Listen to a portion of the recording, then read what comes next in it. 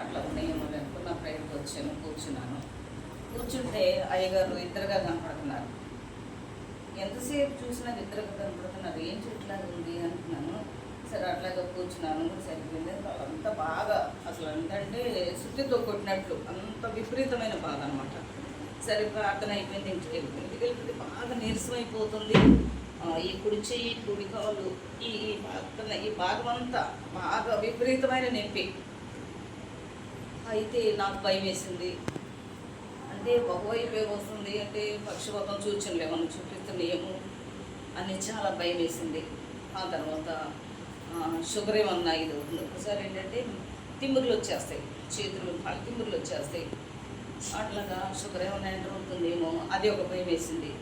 భయం వేసి అట్లాగా డల్గా పడుకుంటే ఇక తెల్లారి ఆ రోజు అయిపోయింది ఆదివారం. ఉదయం మా కోళ్ళు ఏం చేసిందంటే సరే ఎట్లా ముందుగా రాత్రి టెస్ట్ చేస్తానని తీసుకుని వెళ్ళిన తర్వాత ఇక ప్రార్థన చేసుకున్న ప్రభా ముందు ప్రభు మనుషులకి సాధ్యం కానీ నీకు సాధ్యం ప్రభావ, మనుషులకు అసాధ్యం. అది పొట్టులో కూడా ప్రభావ ఏమీ లేకుండా చేసి సమర్థుడు నీవు, చేకుల తండ్రివి నీవు అని మనసులో ప్రార్థన చేసుకున్న తర్వాత మధ్యాహ్నం మా వాళ్ళకి ఫోన్ చేసి రిపోర్ట్లో ఏమి లేదు, భయపడదు, అన్నీ నార్మల్గానే ఉన్నాయి, ఏమి ప్రాబ్లం లేదు అని చెప్పింది. అయినప్పటికీ అప్పటికి సోమవారం మధ్యాహ్నానికి ఈ కన్ను దానంతా అది రెక్క పడిపోతుంది, అంటే మసకగా ఉంటుంది, కనిపించట్లా. అయితే ఎట్లా ఉన్నా ప్యాంటెట్ ఉందమ్మా అంటే సరే మా వాళ్ళు వచ్చి హాస్పిటల్కి తీసుకెళ్ళింది. డాక్టర్ చూపించింది. చూస్తే ఆయన ఏం చేశారంటే స్టాండింగ్ రాశారు. రాసినప్పుడు కూడా ప్రార్థన చేసుకుని ఇంట్లో ప్రభావ ఈ బ్రెయిన్లో కూడా ఏం లేకపోతే చేయి ప్రభావ చేసేసి మందుడు అని మనసులో అనుకుని ప్రార్థన చేసుకుని తీసుకెళ్ళారు.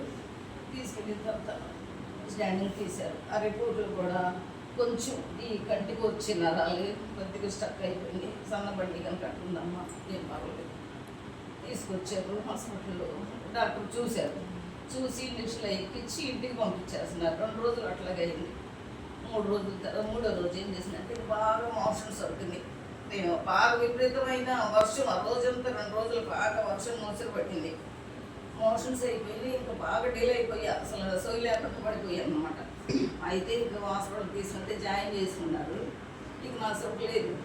అయిన తర్వాత పిల్లలు ఏమి ఏడుస్తున్నారు, ఇవేమి ఏడుస్తున్నారు, రిటేజ్ తట్టుబడిపోతుంది కాదు, అసలు సోయి లేదు. అమ్మని పిలుస్తుంది, పిల్లడు పిలుస్తున్నాడు, సోయి లేదు నాకు. తర్వాత అయ్యగారు వాళ్ళకి మా వాడు ఫోన్ చేసి చెప్పింది. అంతకుముందు ఒకసారి చెప్పింది, మామూలుగా ఇంటికి వచ్చారు, అయ్యగారు అమ్మగారు వచ్చారు, ప్రార్థన చేసి అయ్యగారు వాక్యం చదివి అమ్మ భయపడమాక, దేవుడు ఎప్పుడు తోడుకున్నాడు, దేవుడు విడిచిపెట్టాడు కదా, ఇది తోడుగా ఉన్నాడు, భయపడుద్దమ్మా అని చెప్పి.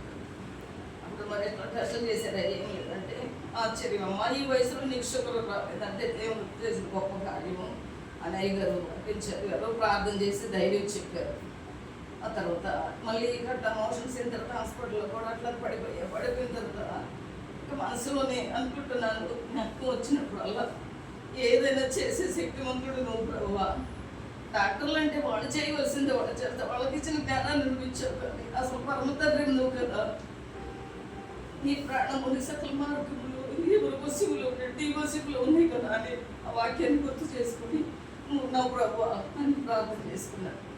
ఆ తర్వాత నర్సులు వస్తున్నారు, ఏం చేస్తున్నారు, వెళ్ళిపోతున్నారు కానీ సోయలేదు. డాక్టర్ గారు వచ్చారు, రూమ్కి వచ్చేసి ఆ నర్సులు అప్పుడు ఏంటి పేషెంట్ ఎంత సీరియస్ ఉంటాడు ఉన్నారు, ఆయన గబగబా ట్యాబ్లెట్లు అన్నీ తీసుకొచ్చేసి ఆయన వేసి అని చెప్పి 2-3 సార్లు వచ్చి చూసి వెళ్ళాడు.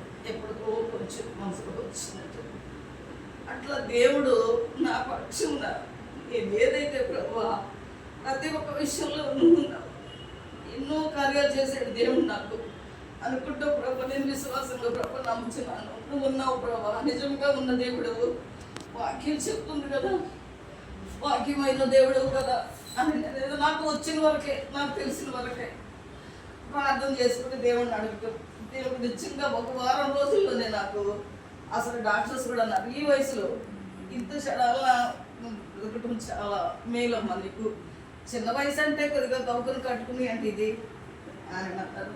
మనసా కోసం అందరూ వచ్చారు, హాస్పిటల్కి వచ్చారు, ప్రార్థన చేశారు, ఏం చెప్పారు. దేవుడు నిజంగా నా జీవితంలో ఎన్నో ఎన్నో కార్యాలు, అంటే సాక్షి చెప్పాలంటే చాలా ఉంది కానీ సమయం కాదు. ఇప్పుడు చేసిన వేలులు దేవుడు నాకు అట్లా చేసి అసలు అనుకోని విధంగా, అంటే ఏది లేదు, ఏ షుగర్ లేదు, బీపీ ఏది లేదు, అసలు ఈ వయసులో కూడా ఏమి అంటారు అన్ని నార్మల్గా ఉన్నాయంటే చాలా దేవుని గొప్ప కృప. ఈ తల కూడా చాలా సార్లు దెబ్బలు తగిలినాయండి. దానివల్ల అంటే నేను అనుకోవటం దెబ్బలు తగిలినందుకు కొంచెం స్ట్రక్ అయింది అనుకోండి. దేవుడు నా పట్ల ఉంచిన కృపని, సంఘమంతా చేసిన ప్రార్థన, సేవకులు చేసిన ప్రార్థన దేవుడు ఆలకించి నాకు తొందరగా స్వస్థతనిచ్చి మళ్ళీ సహవాసంలో అందరితో ఏకముగా ఉంచుటకు దేవుడు గొప్ప కార్యం నా పట్ల చేశాడు. దేవుని